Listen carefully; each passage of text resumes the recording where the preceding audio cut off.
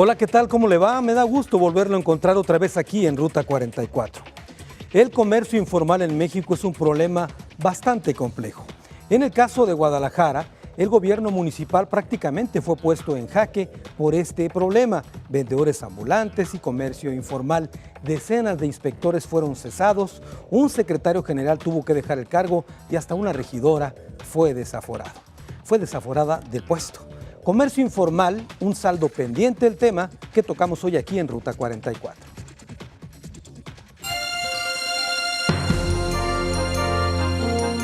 La informalidad en México ha crecido de forma desmedida en la última década. Según datos de la Secretaría del Trabajo y Previsión Social, 6 de cada 10 empleos se atribuyen a este sector, lo que representa que formen parte del mismo al menos 30 millones de personas en el país.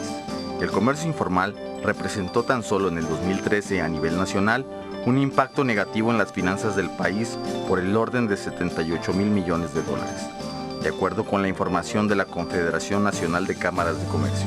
Algunas de las entidades que más han sido afectadas son Oaxaca, Guerrero, Chiapas, Estado de México, Jalisco y el Distrito Federal, donde según información oficial se estima un crecimiento de esta economía del orden del 700% en los últimos 15 años. Es, como ya lo decía, un problema muy complejo y particularmente en Guadalajara, donde dábamos algunos ejemplos de lo que ha ocurrido desde el punto de vista político y también económico. Saludo con mucho gusto a Pedro Ruiz Gutiérrez, él es el secretario de Promoción Económica del Ayuntamiento Tapatío. Pedro, bienvenido. ¿Qué tal, Carlos? Buenas tardes, ¿cómo están? Pedro, ¿de qué tamaño es el problema del comercio informal en Guadalajara? Bueno, las dimensiones de esta economía, en ese sentido, ha crecido efectivamente, como lo mencioné, en los últimos años. Obedece a que se ha convertido en una plataforma para el sustento de una parte de la comunidad. Los estudios que se estiman en ciertos sectores llegan a afectar el PIB casi cercano al 30%, hablando de sectores específicos como es la ropa y el calzado, ¿no? En el caso del comercio informal es importante tener definido o sectorizado qué es lo que se comercia en la calle, claro, que estos personajes obviamente no pagan impuestos, que están recorriendo la ciudad y que evidentemente es un tema añejo, presente no solo en Guadalajara, sino en varias ciudades del mundo, y que el planteamiento es cómo reconvertir la base productiva para que estas personas se alineen a los sectores productivos tradicionales o de base tecnológica. Así como encontramos en México que hay ciudades con una profunda vocación industrial, en el caso de Guadalajara su vocación es comercio. Es correcto. En el caso de Guadalajara su vocación es comercio y servicios, es la vocación principal de la ciudad, ampliándolo a la zona metropolitana. Tenemos sectores importantes como es el de tecnologías de información, que tenemos un ecosistema muy robusto. Ahora, hay estudios realizados por la Cámara de Comercio de Guadalajara donde advierten que el problema del comercio informal o de los vendedores ambulantes, etcétera, es grave, particularmente en Guadalajara. Sí, efectivamente, la situación del municipio en ese sentido hay que tomar en cuenta algo muy sencillo, es la plataforma logística de la zona metropolitana. Cuando hablamos de la informalidad, hay que tomar en cuenta que casi 3 millones de personas transitan en el municipio. Desde una perspectiva comercial, pues todo vendedor quiere estar donde hay zonas de alto tráfico, y es el caso del centro de la ciudad. ¿Tienen ustedes alguna radiografía precisamente de este fenómeno en el centro histórico de Guadalajara?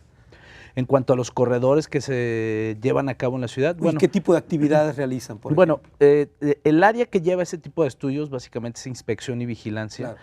Claro. La perspectiva que nosotros queremos generar desde la Secretaría de Promoción Económica es crear unas bases subyacentes para que la gente reconvierta su giro.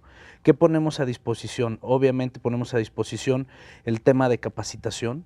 Nos encontramos que en el caso de muchas personas, hay casos que es la segunda o tercera generación que se dedican a este tipo de temas, pero en realidad porque no se les ha dado otras condiciones para poder cambiar de giro o dedicarse a otro tema desde la perspectiva de financiamiento o formación.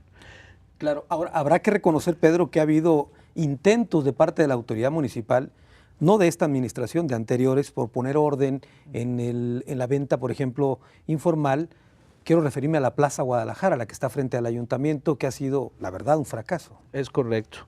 Si nos remontamos a la historia de la ciudad, en el archivo histórico podemos ver esta problemática vigente desde 1920. Lo que se tiene, anteriormente se llevaba un registro de mendigos, un registro de gente que vendía en la calle, o un registro de la gente que iba a los mercados y llevaba los diablos.